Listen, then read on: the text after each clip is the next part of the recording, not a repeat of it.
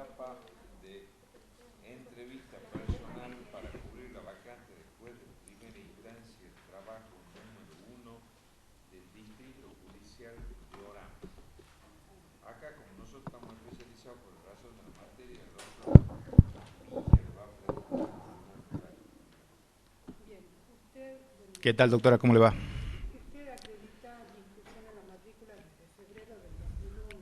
Usted está ejerciendo libremente la profesión en este momento. Yo ejerzo la profesión y trabajo en el Ministerio de Trabajo desde el año 2009.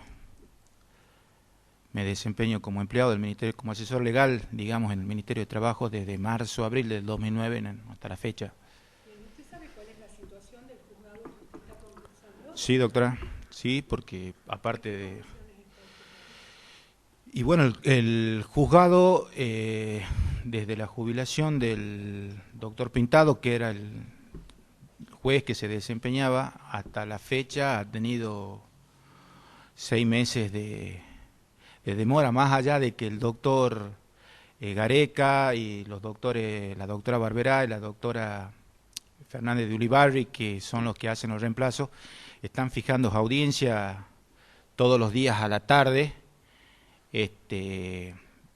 Eso se instrumentó, digamos, pero tiene una demora lógica como consecuencia de que la vacancia... ¿Sabe cuántos expedientes tiene para sentencia? Actualmente no sé, sabía que había muchos expedientes que estaban pendientes de sentencia, por la charla que tengo con los colegas, sobre todo los colegas que se dedican a hacer derecho laboral. Vayamos ya un poquito al derecho de fondo. Sí, doctora. Perdón, estuve sin micrófono todo el tiempo. A ver, vayamos, usted puesto en su lugar de juez del trabajo, al momento de valorar una injuria a los fines de la procedencia o no de los conceptos indemnizatorios que le estuvieran reclamando,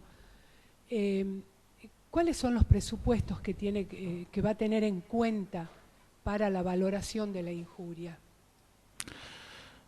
Bueno, yo... Es una causal de despido que surja de la carta documento. Sí, Usted, para valorar si esa causal es susceptible de configurar injuria, ¿qué tiene en cuenta? lo primero que valoro es si la causa invocada, ya sea por el trabajador o por el empleador para que se produzca el distracto laboral, es tener en cuenta las distintas circunstancias que han mediado en la relación laboral, si es apta o no para que configure.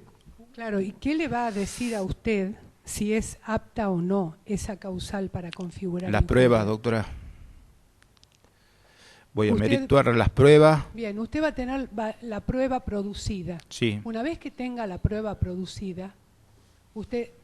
A ver, una discusión, por ejemplo. Sí. Usted tiene probada que la existencia de la discusión, entonces ahí ya considera que la injuria está no, producida. Bueno, voy eso a es lo tener que en quiero consideración distintas circunstancias como ser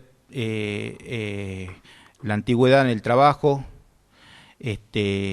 cuáles fueron los motivos que ocasionaron esa discusión o que llevaron a las partes a discutir, los antecedentes del trabajador, ¿Usted escuchó hablar de la proporcionalidad? de la proporcionalidad, a ver si es proporcional entre el castigo y si es razonable, si fue debidamente acreditada, si la... Ya la tenemos Si la acreditadora, la estamos valorando. ahora ya está la prueba producida. voy a ver si el castigo que se le impone o la sanción, digamos, la sanción este que se le castigo, impone con el distracto laboral es proporcional a la falta cometida por el trabajador. Ajá, supóngase que es proporcional. ¿Qué otra cosa tiene que tener en cuenta usted? Que sea razonable, que sea contemporánea, que se haya manifestado, que sea cierta, que sea... ¿Qué quiere decir contemporánea? ¿Qué considera usted? ¿Cuándo considera usted que hay contemporaneidad entre la causa y la sanción? y la reacción de la patronal? Bueno, yo entiendo de que la parte afectada por la supuesta falta toma conocimiento del hecho. O sí, desde que toma conocimiento del hecho, ¿qué considera usted contemporaneidad con la reacción? Usted toma conocimiento del hecho, ¿cuánto tiempo considera usted que debería pasar para considerarse contemporánea la reacción patronal? Un tiempo que, si no es inmediato, tendría que ser coetáneo, digamos, con la cuestión. No tendría que pasar mucho tiempo o no tendría que dejar de sucederse mucho tiempo como para que la causa sea considerada contemporánea. ¿Y qué pasa si es necesaria la instrucción de un sumario o de ejercer una investigación? Está siendo contemporáneo porque desde la instrucción del sumario, desde la investigación que se está haciendo, el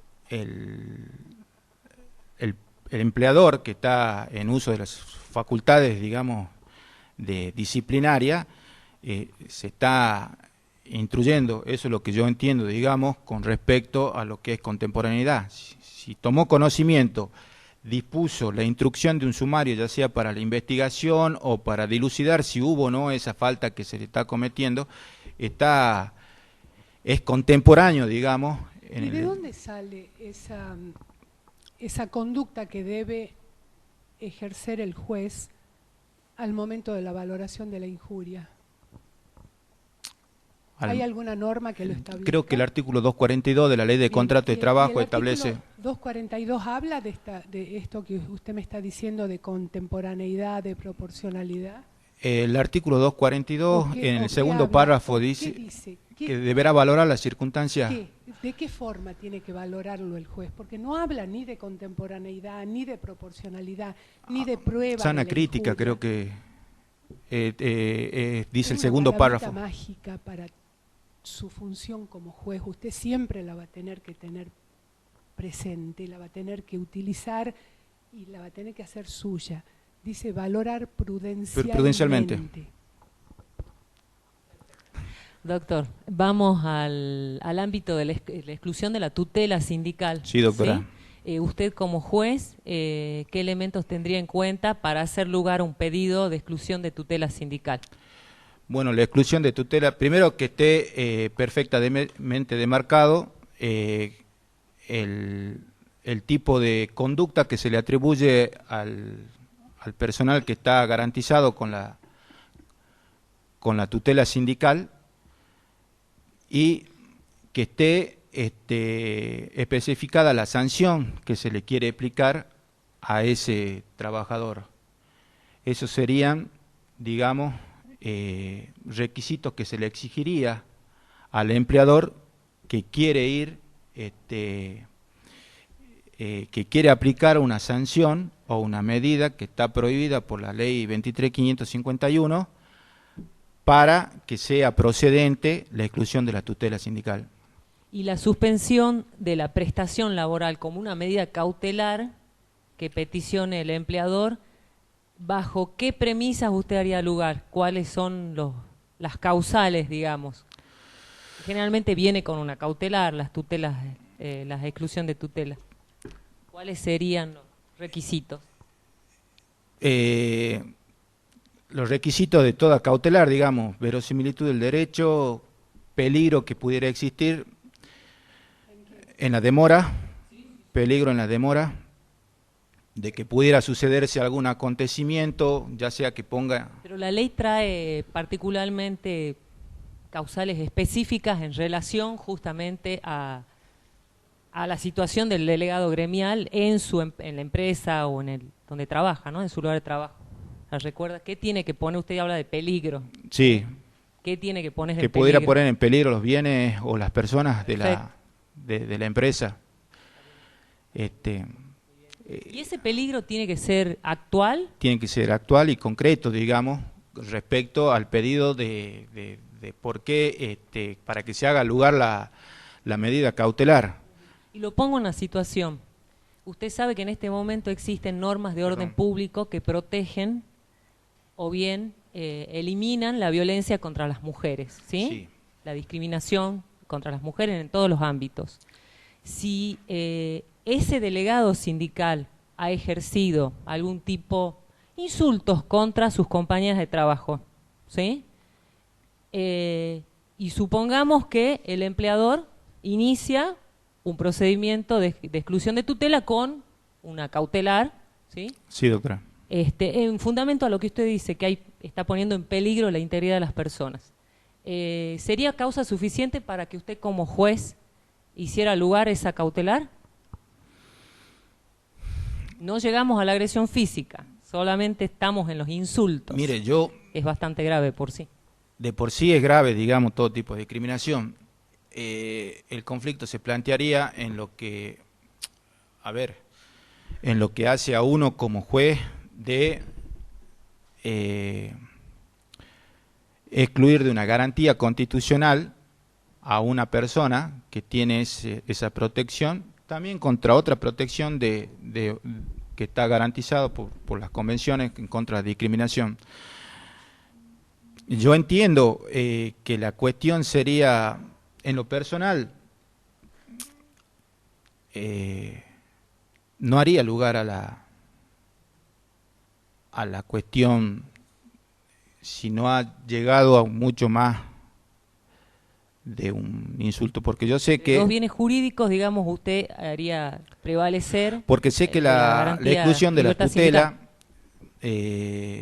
como causal, cuando me pongan la causal, cuando me presente la exclusión de la tutela, sé que mi pronunciamiento respecto a cómo se defina la exclusión de la tutela sindical va a tener mucha injerencia en el juez que decida después la causa definitiva, si lo que se pide es el despido de ese trabajador que está amparado por una garantía constitucional como es la tutela sindical.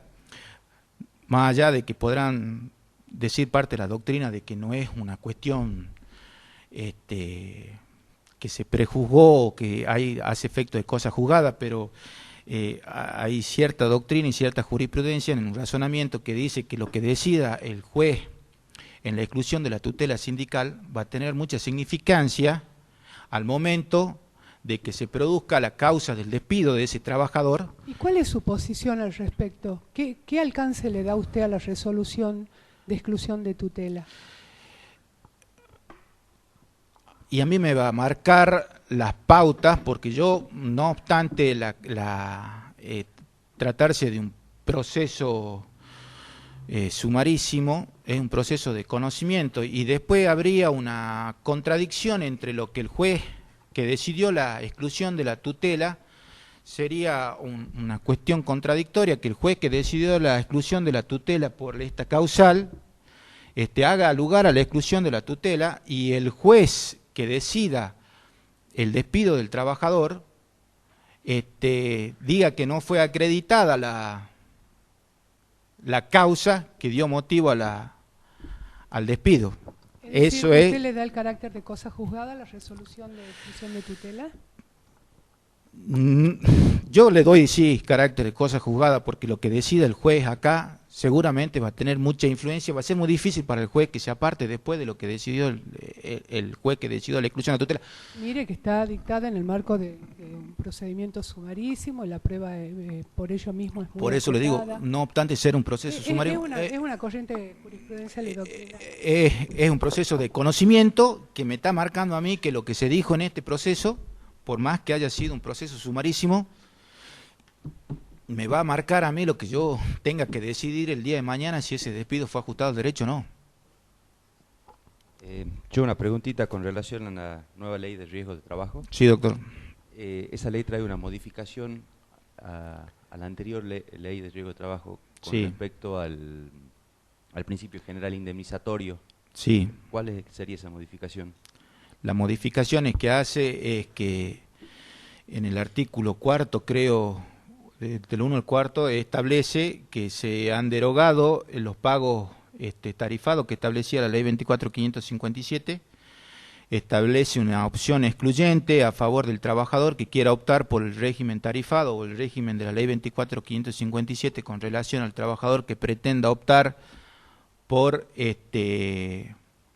la indemnización común o en base a las normas del Código Civil y Comercial, al nuevo Código Civil y Comercial, y toma unos parámetros que es en base al registro de ingreso promedio del trabajador estable, el RIPTE, digamos.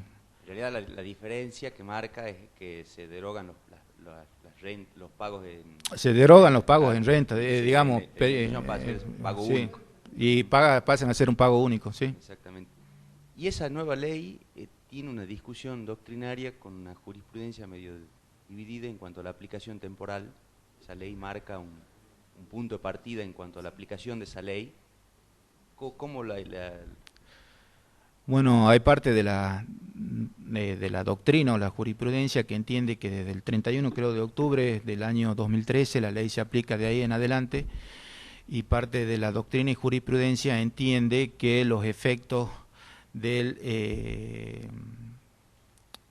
digamos, sucedido de un accidente de trabajo que no han sido determinados concretamente, con anterioridad se pueden juzgar por la nueva ley. Muy bien, doctor. Ha terminado su entrevista. Muchas gracias. No, gracias a usted, doctor. Permiso. Buen día.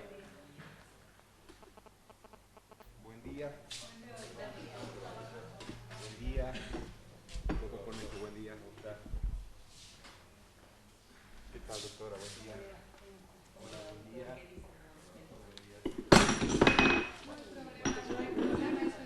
Pensamos mal. Además de conocimiento de suerte. Anoten a la cuenta. Anoten a mi cuenta.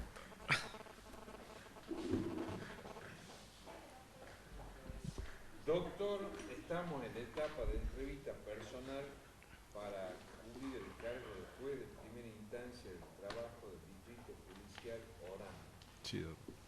Usted encomiende a Dios que se apiade de su alma, le va a preguntar a la doctora Villa. No, si ya la conocemos hace mucho, la doctora Villa, no hay problema. Doctor, comencemos por su presentación en el concurso. Usted está concursando un cargo para el Distrito Judicial del Norte. Sí. ¿Qué lo lleva a presentarse a concursar este cargo? Bueno, fundamentalmente yo llevo ya casi 28 años de profesión ejerciendo el derecho laboral, y la verdad que siempre fue un anhelo también terminar mi carrera, ¿no es cierto?, con la magistratura, ejerciendo la magistratura, o sea, pasar del otro lado del mostrador, aportar mi experiencia durante todos estos años litigando, y sería un honor para mí terminar mi carrera ejerciendo la magistratura. Fue un anhelo que tuve siempre, ¿no? ¿En Tartagal? En Orán. En Orán, perdón. No, en Orán donde creo que puedo andar bien, no me pesa el desarraigo, porque tengo, bueno, mis hijos ya están grandes, tengo parientes en Orán, fui mucho tiempo a Orán, tengo gente conocida, o sea que no me pesaría el desarraigo, ¿no es cierto? Usted sabe que, ya yendo un poquito más al fondo, en Orán justamente se producen muchos casos de encuadramientos convencionales y sindicales. Sí. ¿Usted sabe la diferencia? ¿Qué me puede decir de la diferencia entre encuadramiento convencional y encuadramiento sindical? Y se lo pregunto porque ahora en la Cámara puedo apreciar, tengo contacto con expedientes de Orán y veo que es reiterativa la situación en relación a esto. ¿Qué diferencia hay entre el encuadramiento convencional y el encuadramiento sindical? Bueno, fundamentalmente estamos hablando de una situación de participación, ¿no es cierto?, de las asociaciones sindicales dentro del ámbito, ¿no es cierto?, de una empresa, o sea, la participación de acuerdo a la cantidad de afiliados que ellos tienen. Entonces, se produce la cuestión de ver, de presentar ante la autoridad, ¿no es cierto?, administrativa, que sería la encargada de hacer el encuadramiento. ¿Cuál de eso? A ver, ¿en cuál de los dos encuadramientos que yo le manifesté tienen necesariamente que pasar por la autoridad administrativa? El encuadramiento sindical. Ajá. Entonces, ¿usted sería competente para tratar un encuadramiento sindical? No, la competencia la tiene la autoridad administrativa. Claro, es el órgano de aplicación, el órgano de la aplicación, que 2551. sería, en este caso, el Ministerio de Trabajo. Bien. ¿Y el encuadramiento convencional qué significa? El encuadramiento convencional es para, digamos, darle la actuación, encuadrar una determinada actividad, ¿no es cierto?, profesional o laboral, dentro de un determinado convenio colectivo, Bien, y o sea, para que ejerza esa representación. Bien, y puesto en un caso puntual, Sí. que es muy común que se plantee, muy común, y sobre todo en Orán, la pretensión de un trabajador, que ese es el encuadramiento convencional, para Sí. que le quede claro, el encuadramiento convencional es la pretensión de un trabajador de encuadrarse en determinado convenio Sí. colectivo. El trabajador dice, yo pertenezco al convenio colectivo de farmacias. Y el empleador dice, no, mi trabajo es de comercio. Es decir, mi empresa se rige por el convenio colectivo de comercio. ¿Qué define, con qué elemento define usted cuál es el encuadramiento, la norma, el cuerpo normativo que va a regir esa relación? ¿Qué lo lleva a usted a decir, es convenio colectivo de farmacia o es convenio colectivo de comercio lo que debe regir esta relación? Bueno, va a ser el propio convenio colectivo, ¿no es cierto?, que es el que se va a aplicar a la determinada relación.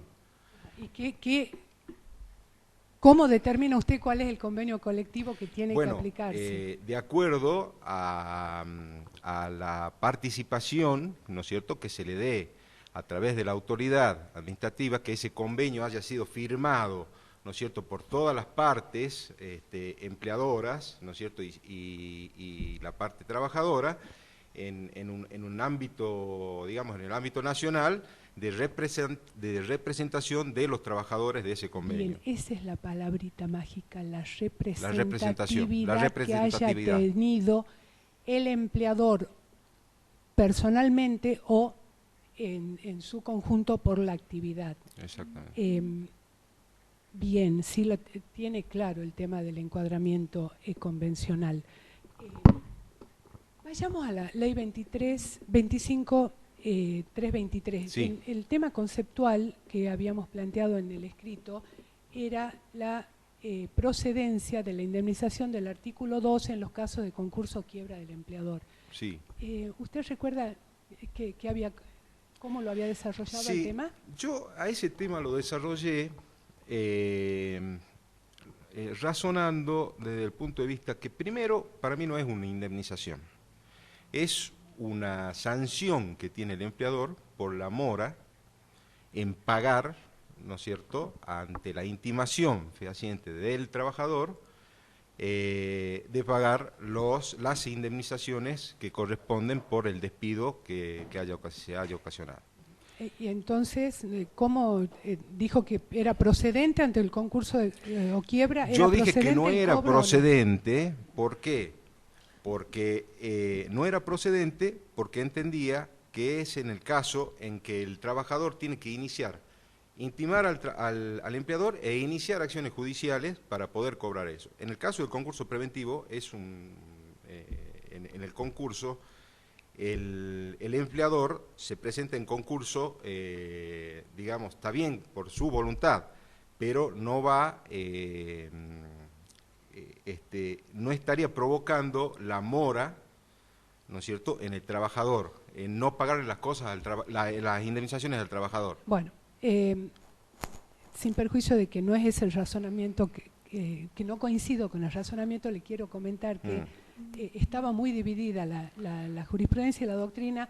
Unos consideraban que era procedente, otros que no, por la calidad del monto, digamos, o era sanción o era multa, claro, que o era podía agravar indemnización. también inclusive la cuestión del concursado. Sin perjuicio de eso, le comento, porque en el caso de que usted acceda al juzgado lo va a tener que aplicar en algún momento. Hace 2 días se ha publicado un plenario era un tema muy actual, por eso se lo puso en el examen. Se ha publicado un plenario de la Cámara Nacional Comercial en el que dicen que la multa, le llaman multa, Sí. las multas laborales sí pueden ser, gozan del mismo privilegio de los otros créditos del trabajador. Sí, no, inclusive después leyendo más a fondo la ley concursal, veo que el juez, ¿no es cierto?, puede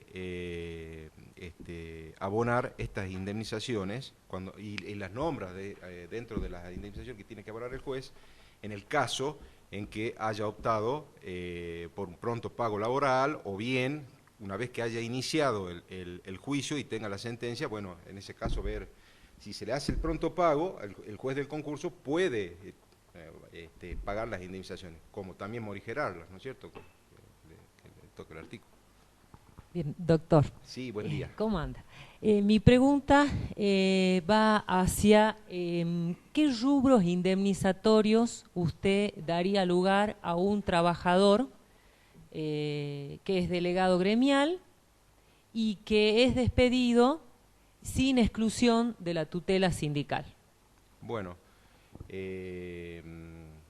tendría las indemnizaciones comunes, ¿no es cierto? O sea, antigüedad, preaviso, si es que no tiene preaviso. Supongamos que Sí, en causa y- de despido y indirecto es el que invoca exactamente. el trabajador. Y después irían las indemnizaciones agravadas que establece la 23.551, que serían las remuneraciones que restan, ¿no es cierto?, para que termine su periodo, más un año de remuneraciones.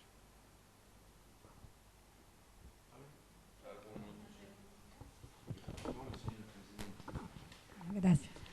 Felicitaciones, doctora, por la Muchas presidencia. gracias, muchas gracias. Le hago una consulta. ¿En qué casos en los procesos laborales interviene el asesor de incapaces y cuál es su rol?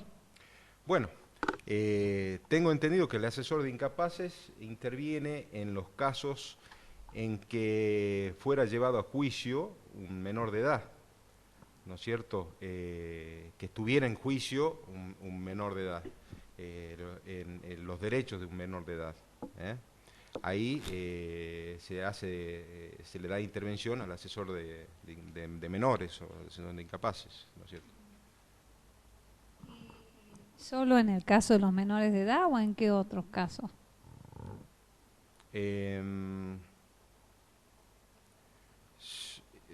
Sería un incapaz, ¿no es cierto?, que también pueda trabajar, no solamente el menor de edad, sino un incapaz. Bien, una persona con restricción a la capacidad. Exactamente. ¿Y cuál sería la consecuencia en el caso de que no interviniera el asesor de incapaces en esos procesos? Y bueno, se podía plantear una nulidad. Bueno, para mí, gracias. Muy bien, doctor, concluyo su entrevista. Muchas gracias. No, gracias.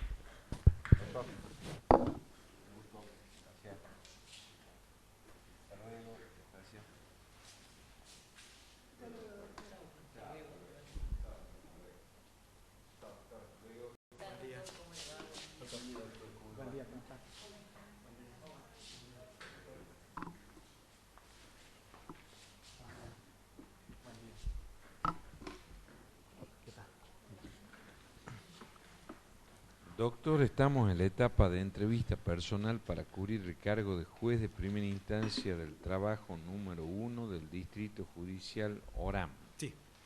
La consejera Villa es la que va a empezar la mortificación del día de la fecha.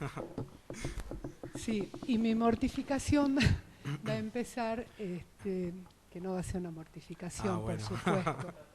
Bueno, mejor.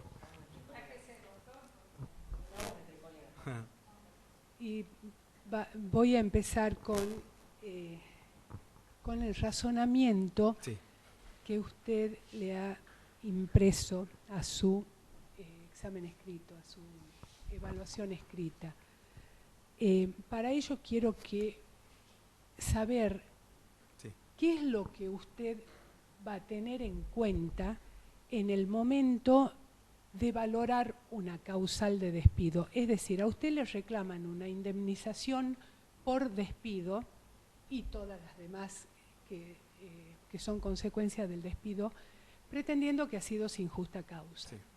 ¿Usted qué va a valorar en el momento de sentarse a dictar la sentencia para decir esta indemnización es procedente o no? ¿Qué valora?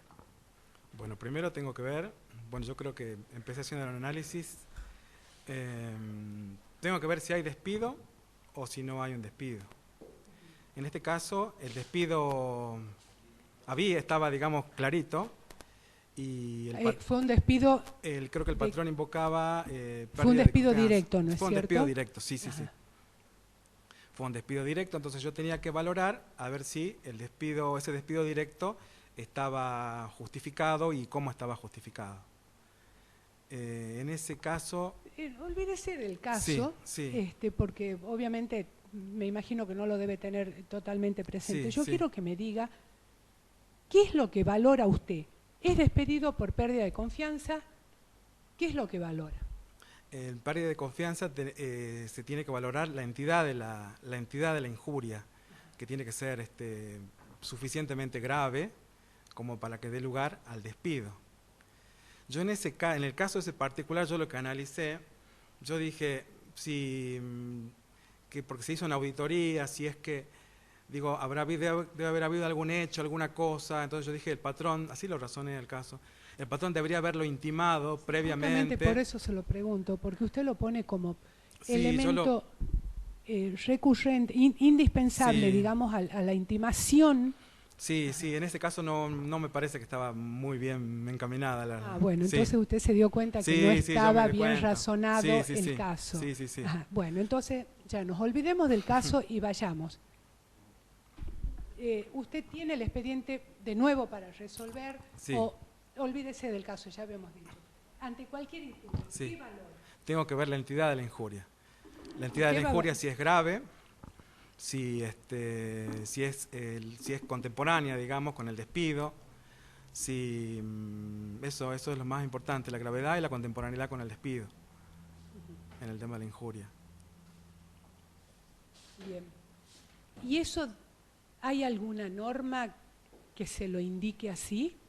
¿O usted lo razona simplemente? ¿A que tiene que ser grave No, eso y está en la contemporánea? LST, eso está en el... ¿Habla de contemporaneidad la ley de contrato de trabajo? No, dice que cualquier parte puede denunciar el contrato de trabajo siempre que haya una causal de identidad suficiente. El 242 creo que es. ¿Y ese. quién va a decir, y en base a qué, cuál es la entidad de la injuria? Si es suficiente o no. Eso lo valora el juez. ¿Cómo lo valora? Con los hechos, primero con los hechos alegados por las partes y lo que está probado. Bueno, el 242 dice que debe ser valorado prudencialmente. Bien. Bueno, entonces hemos quedado en que la intimación Sí. no era necesaria, ¿no es No, cierto? Porque no. usted fundó el despido en la falta de intimación. Sí, Ahora yo lo llevé vayamos por a ahí. otra intimación, Sí. al reclamo del artículo 2 de la Ley 25.323. Sí. ¿Qué requiere para su procedencia la multa del artículo 2 de la Ley 25.323? Para la procedencia de la multa se requiere que el trabajador haya intimado el pago de las indemnizaciones derivadas del despido 245, 232, 233 y que no se le haya pagado y que el trabajador se vea obligado a iniciar un juicio para poder cobrarla. En el caso ese... Que en las tres entrevistas me he referido a palabritas Sí. mágicas. Bueno, esta también es una palabrita mágica. El artículo 2 no habla solo de intimación. ¿Qué dice? Que es necesaria una intimación, cualquier tipo de intimación. Ah, no, intimación fehaciente. Ah, ¿y qué quiere decir fehaciente? Y que se pueda comprobar por carta, por telegrama obrero, se tiene que intimar. Ah, esa sería la forma de Sí, intimación. sí, sí. Y supóngase Porque que eso lo diga, puede acreditar en que un por en carta el juicio. documento el trabajador diga, lo intimo al pago de las indemnizaciones que por ley me corresponden. Sí. ¿Usted lo consideraría eso intimación fehaciente o requeriría No tiene, alguna necesita, otra cosa más? la intimación necesita, por lo que se requiere, un plazo y un apercibimiento. Bajo apercibimiento de reclamar por tal rubro. En este caso, sería que lo intima a pagar la indemnización de los rubros que derivan del despido, en un término, bajo el apercibimiento de iniciar las acciones judiciales. Póngale. Bien. Entonces, con eso ya estaría Es una intimado, posición, ¿no? Yo para mí es fehaciente, basta con que se lo intime al empleador a abonar las indemnizaciones que por ley corresponden. Doctor, ¿cómo le va? ¿Cómo está? Mi pregunta va por este lado. En la zona donde usted tiene su jurisdicción, Sí, es muy común contratar a los empleados bajo la figura de contrato por temporada, ¿sí? sí. Cíclicos, digamos. ¿Qué sucede si un trabajador durante en vigencia el contrato de trabajo por temporada, es decir, se encuentra trabajando, se enferma, una enfermedad inculpable, y hace uso de su licencia Sí. por enfermedad? Pero la licencia se extendía más allá del periodo del ciclo. ¿Tiene derecho a hacer el reclamo en sede judicial por póngale que no le han pagado los salarios? O sea, él pide que le paguen los haberes correspondientes a todo el periodo de la licencia o de que va a durar la enfermedad, Sí. ¿sí? Pero el ciclo ya terminó, ¿sí? Y la licencia se extiende, es mayor al ciclo. ¿Tiene derecho a exigir el pago de esos salarios por el periodo donde no está en vigencia el contrato temporal o de temporada? No, entiendo que no tiene derecho a exigir el pago. ¿Usted le rechazaría entonces Sí, ese? sí. ¿Y en fundamento a qué? ¿Cuál es su razonamiento?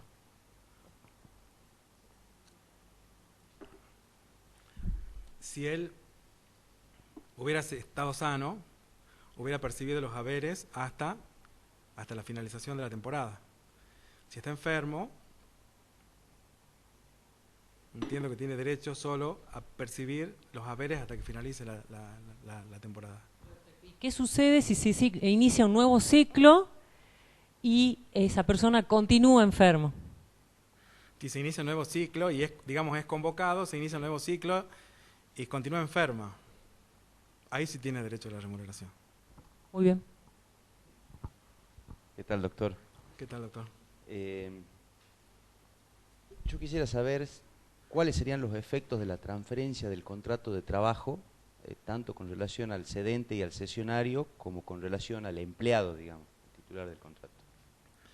Bueno, los efectos de la transferencia con cedente y cesionario, el empleado tiene derecho a que se le respete la antigüedad y la categoría como estaba con el anterior patrón, digamos.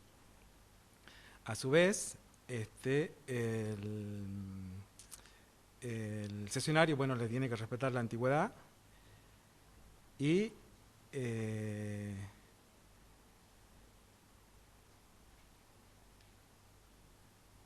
a ver, me Hay brillé un una poquito. responsabilidad que le atribuye el código a ambas partes en caso de... Son solidariamente responsables. Está bien, está bien.